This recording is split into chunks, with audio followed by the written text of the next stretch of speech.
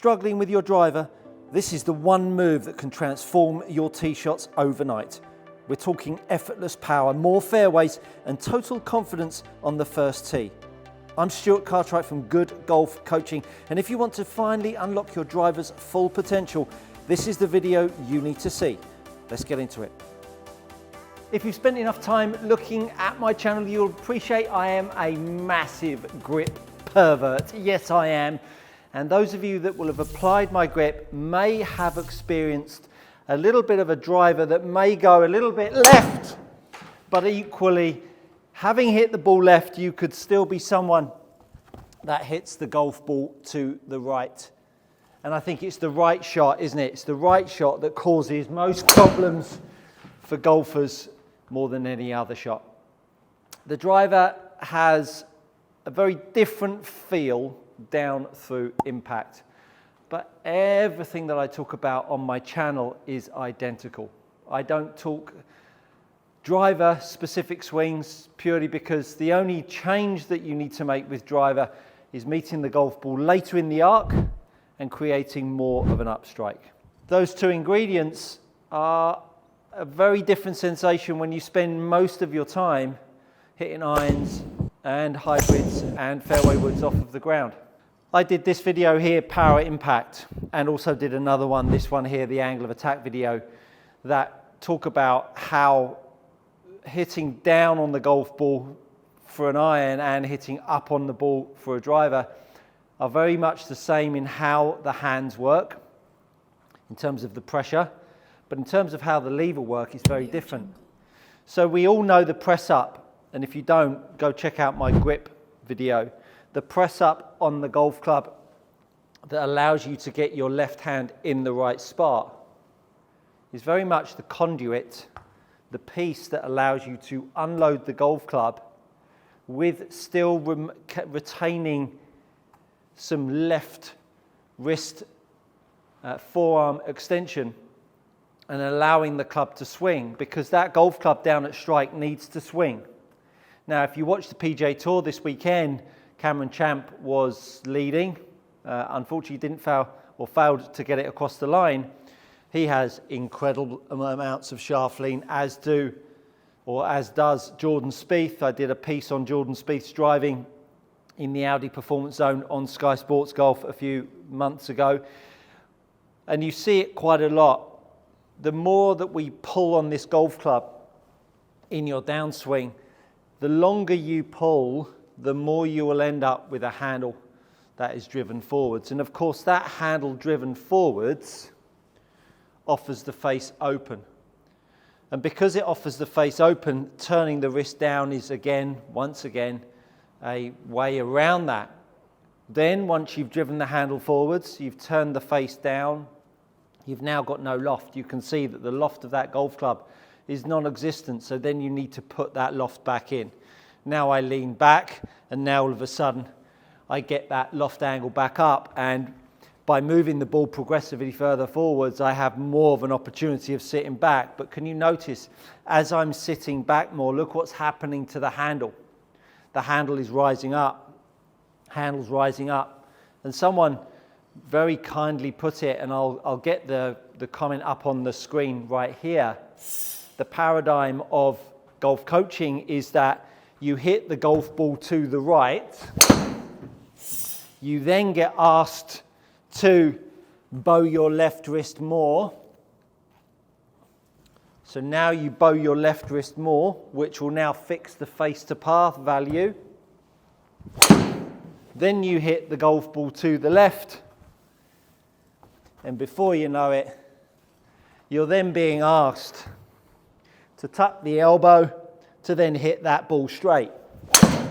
And before you know it, you're so wrapped up in garbage that you don't know which way to turn. I can hear all of you saying, oh, get on with it, Stuart. Well, this part is really about giving you insight into what you may be experiencing and the effort that I'm going to alleviate those horrible feelings. So to start with, I want you to take your driver in your left hand, your lead hand, and I want you to start to feel how you can pull and swing the golf club. Pull and swing the golf club. And what you should be feeling is how the palm of the hand can look to the floor. You can feel external rotation. And what you're trying to do is get your fingernails and your fingers to line up with where the golf ball would be. So let's pop a tee in the ground. And you're going to take your left arm back, or your lead arm back. You're going to move your lead arm down, and you're going to try and get your fingernails meeting the ball before your left arm. And that's the sensation that you're looking for when you've got the golf club in your hand. So now all of a sudden you can see how my lever is loading and unloading. Loading and unloading. Now when the lever unloads, if your grip is good enough, that video, your grip is good enough, it will start to square the blade up. But not only will it start to square the blade up, it'll actually start to make your angle of attack go up to a more positive value. So take the golf club, there's the load, there's the swing. There's the load, fingernails pointing back at you. There's the swing, fingernails pointing to the left of the ball, but can you see how my left forearm has not passed the ball? There's the load, fingernails over there. There's the unload.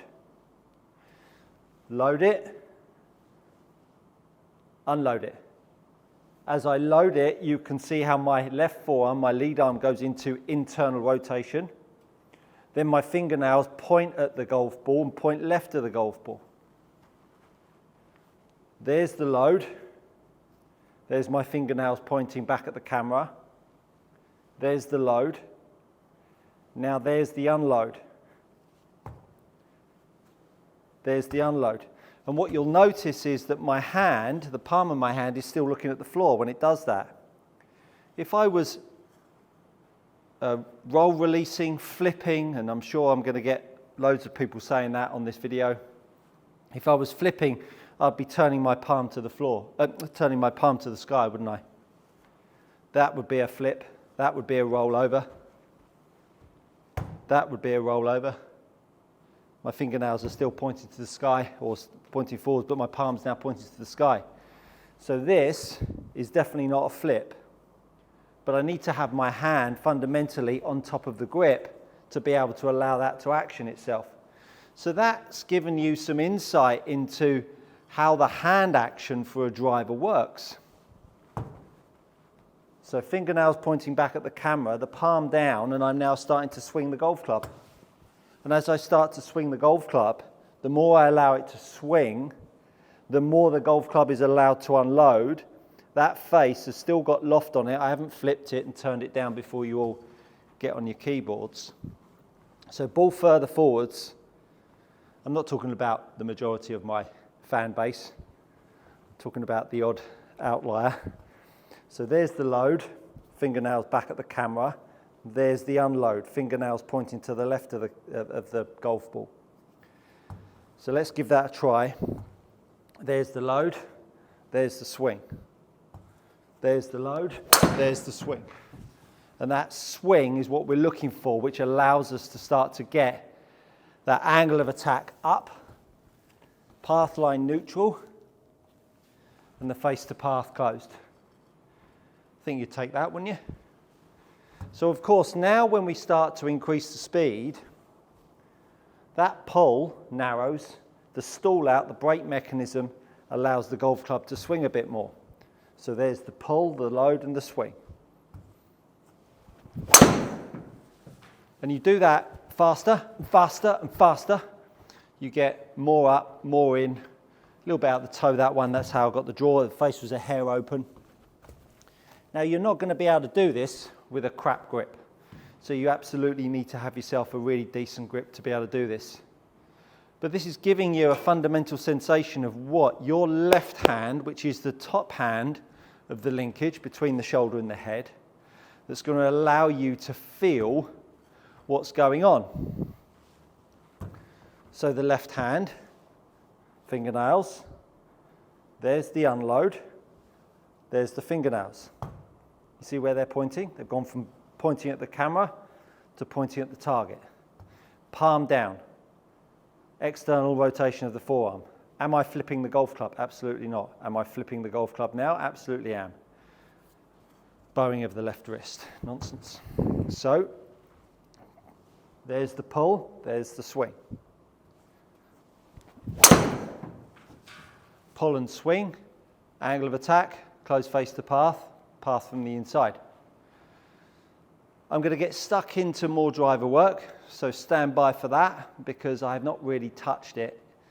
It's exactly the same sensations for how the club works for a driver as it is with an iron. What we're not used to doing is feeling a hand going down through strike and being able to get an angle of attack up.